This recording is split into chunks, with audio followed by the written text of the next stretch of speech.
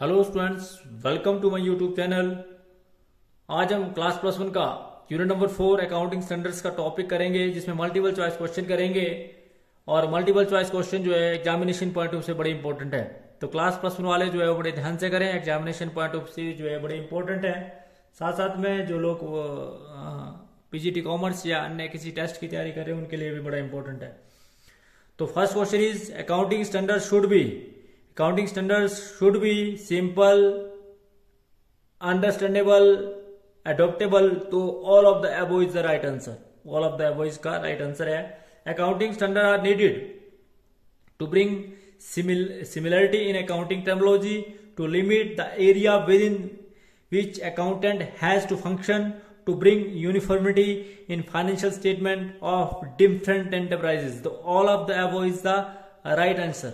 The nature of accounting standard is, accounting standards का nature है, they make the financial statement comparable, they guide as to how the transaction should be recorded, they provide information as to the base on which financial statement have been prepared. तो all of the above इसका भी right answer है। तो ये सारी बातें इसके nature में आती है, इसकी प्रकृति में आती है। Accounting standards are necessary to boost domestic business, to boost national level business, to boost globalisation of business, to boost corporate business. तो इसका जो राइट आंसर है to boost globalisation of business. Accounting standards इसलिए necessary है कि जो व्यापार हो वो अंतरराष्ट्रीय स्तर पर हो। अच्छा, उसके बाद नेक्स्ट क्वेश्चन है adoption of accounting standards is mandatory for sole traders, partnership firm या कंपनीज। तो ये सभी के लिए जो है वो मैंडेटरी अकाउंटिंग स्टैंडर्ड्स को अडॉप्ट करना। तो all of the above is the right answer. तो all of the above is right answer. उसके बाद है accounting standards are formed by, accounting standards is formed by institute of chartered accountant of India. Institute of chartered accountants of India के द्वारा जो है और international accounting standards committee के द्वारा जो है इंस्टीट्यूट ऑफ चार्टर्ड अकाउंटेंट के द्वारा बनाए जाते हैं। उसके बाद accounting standards are useful for investor, auditor, other parties और आउटसाइड पार्टीज। तो इसका मतलब है all of the above is the right answer. Accounting standard सबके लिए यूजफुल है।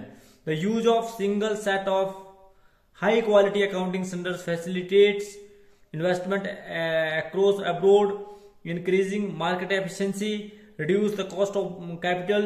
The D is the right answer. That means ki all of the above.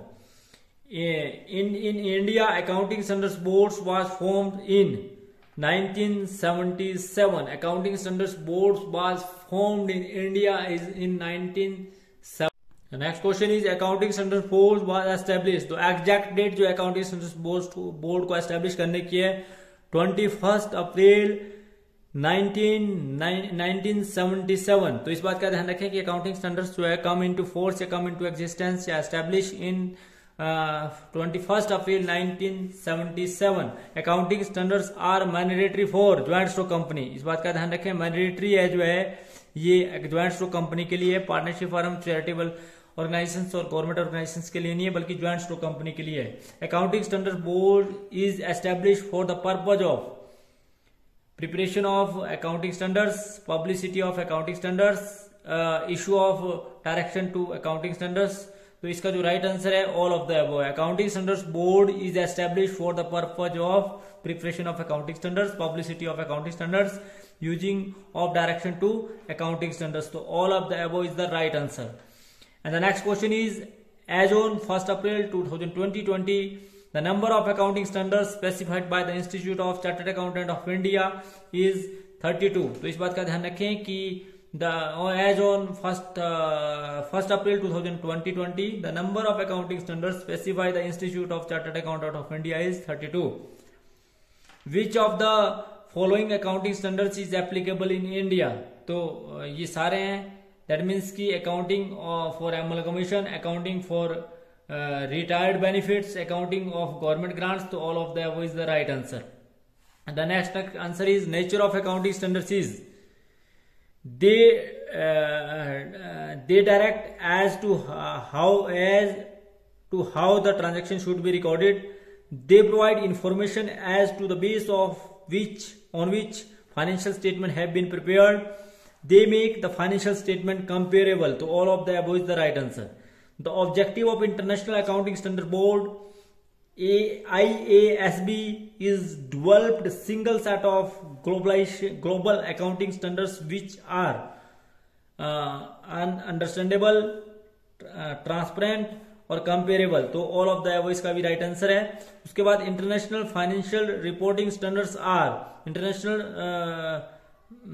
International financial reporting standards are principle based accounting standards. तो इसका right answer है principle based accounting standards. तो international financial reporting standards are principle based accounting standards.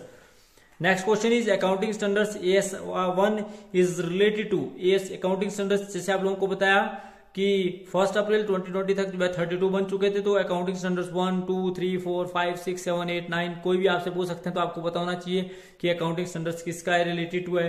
तो accounting standards 1 is related to disclosure of accounting policies. Accounting standards 2 is related to valuation of inventory. तो इस प्रकार से आपको सभी का पता होना चाहिए 1, 2, 3, 4, 5, 6। तो इसमें से कुछ कोई भी आपसे पूछ सकते हैं तो आपको पता होना चाहिए भी अकाउंटिंग स्टैंडर्ड्स 1 किससे रिलेटेड है, 2 किससे रिलेटेड है। The next question is accounting standards 3 is related to cash flow statement, जिसमें कैश फ्लो स्टेटमेंट के अनुसार एक्टिविटीज को 3 भागों में बांटा जाता है। Cash flow from operating, financial and investment activities। to accounting standard 3 is related to cash flow statement। accounting standard 6 is related to depreciation accounting।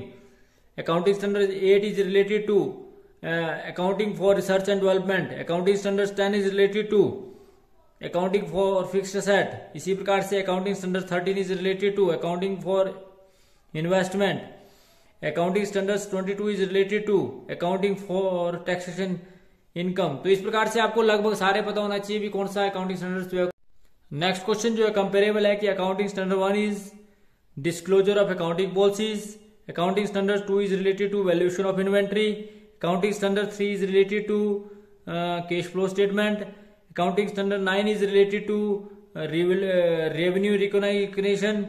Accounting standard 12 is related to government grants.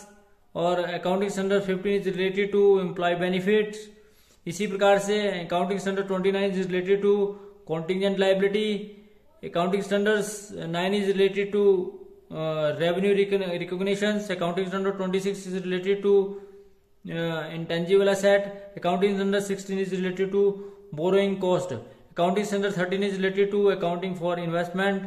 और accounting standard 14 is related to accounting for amalgamation fund। तो इस प्रकार से आपको लगभग जो है वो सभी ये आने चाहिए, जिसमें जैसे फॉर एग्जांपल आपका अकाउंटिंग स्टैंडर्ड्स जो है किस प्रकार से एक दूसरे से रिलेटेड है। तो आपको ये सारा का सारा पता होना चाहिए। तो thanks for watching the video. Please like, comment and subscribe my channel and press bell icon for next notification. Thank you.